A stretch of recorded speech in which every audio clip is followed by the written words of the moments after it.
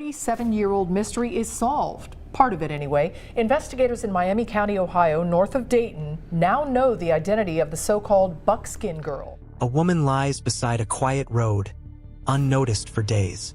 No one knows her name. No one knows where she came from. And for decades, no one can explain how she ended up there.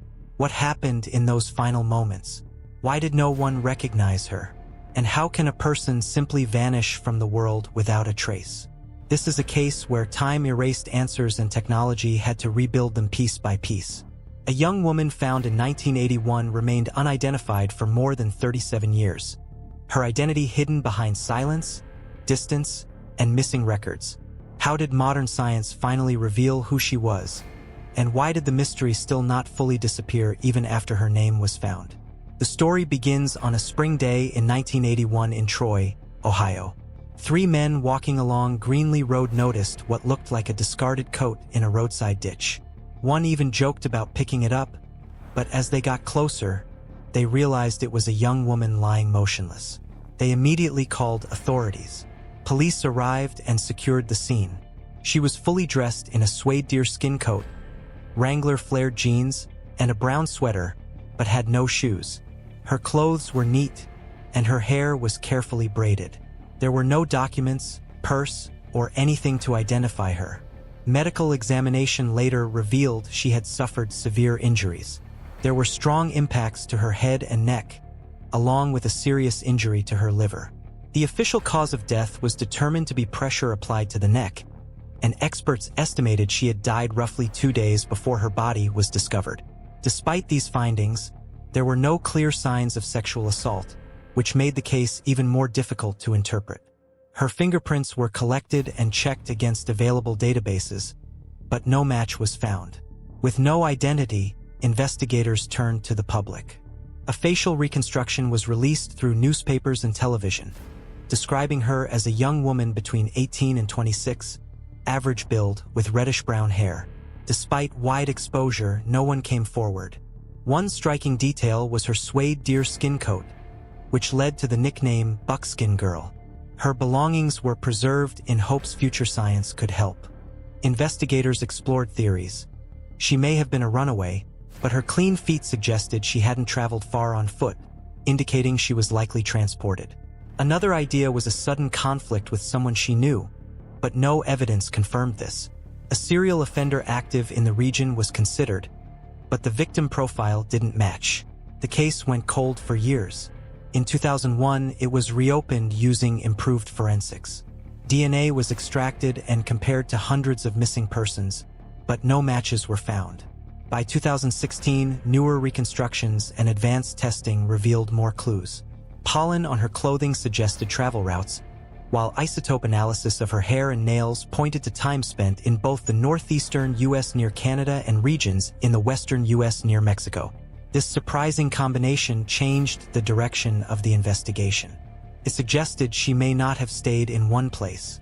Instead, she might have moved across large distances, possibly as a hitchhiker or someone traveling frequently without a fixed home. This theory helped explain why identifying her had been so difficult, as she may have passed through many places without leaving a stable record of residence. Despite renewed efforts, her identity still could not be confirmed. Her DNA and facial reconstruction were shared widely once again, but no match appeared in official systems.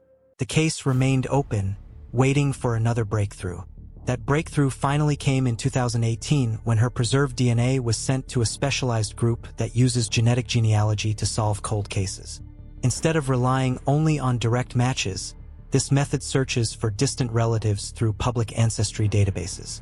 In this case, investigators identified a possible family connection through a cousin. Once contact was made with her extended family, a breakthrough finally arrived. A relative confirmed that there had been a young woman in their family who vanished around 1980, and there was also mention of a brother who was still alive. This information immediately gave investigators something concrete to work with. DNA samples were collected and carefully compared, and when the results came back, they confirmed what had been missing for decades. The unidentified woman finally had a name: Marcia Lenore Sossaman King. She was around 20 to 21 years old at the time of her death. Her disappearance began in Little Rock, Arkansas in 1980, but it was never officially reported. At the time, this wasn't entirely unusual.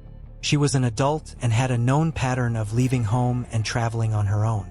Because of that, her absence didn't immediately raise alarm, and as days turned into months, the silence around her disappearance only grew. This missing report became one of the biggest reasons her identity remained unknown for decades. When her body was later found in Ohio, there was no official record linking her to any missing person case. The distance between Arkansas and Ohio made things even more complicated, leaving investigators with no clear path to connect the dots. After her identity was finally confirmed in 2018, investigators revisited her timeline. Months later, some individuals claimed they had seen her in parts of Kentucky and Arkansas around the time she vanished. These sightings suggested she may have continued traveling after leaving home. However, the accounts were inconsistent and lacked clear details about who she was with or how she moved between places. Due to the time gap and uncertainty, these reports were treated as unconfirmed. The case also carried deep emotional weight for her family.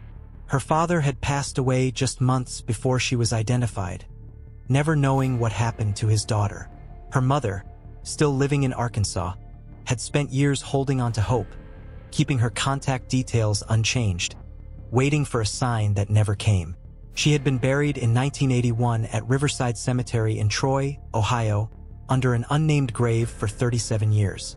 In 2018, her family finally held a proper memorial, replacing the gravestone with her name, restoring her identity after decades of silence. Even after this major breakthrough, the case itself was not considered fully solved.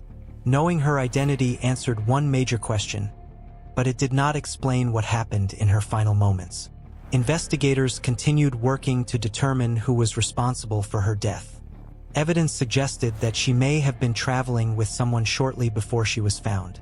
That person could have been a companion, a recent acquaintance, or someone she met during her travels. One of the leading possibilities involved the idea that she may have been traveling through multiple states and possibly interacting with long-distance drivers, including truck drivers. This theory came from the nature of her movements, which appeared spread across distant regions of the United States. It suggested she may not have been stationary but instead constantly on the move, relying on temporary connections along the way. While this did not confirm any suspect, it provided a possible explanation for how she ended up so far from her original home. Investigators also continued examining her preserved clothing and personal items for additional forensic evidence. Modern testing methods allow for the detection of trace DNA, even after many years. The hope was that if another person had been with her, small biological traces might still be present. These samples could potentially identify someone who was in close contact with her before her death. However, such testing takes time, and results are not always guaranteed. In later updates, authorities indicated that parts of her final movements had been reconstructed using available data. This included analysis of physical evidence, environmental traces, and historical records. However, much of this information was not released publicly.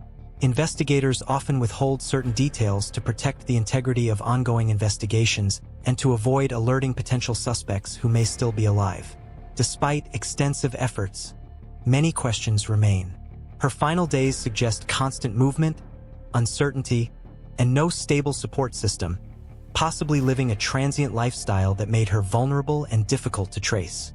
Her case highlights both the power and limits of modern forensic science. It took nearly 4 decades and advances in DNA technology and genetic genealogy to restore her identity, something that may have been impossible before. Yet, even with her name known, the circumstances of her death remain unclear.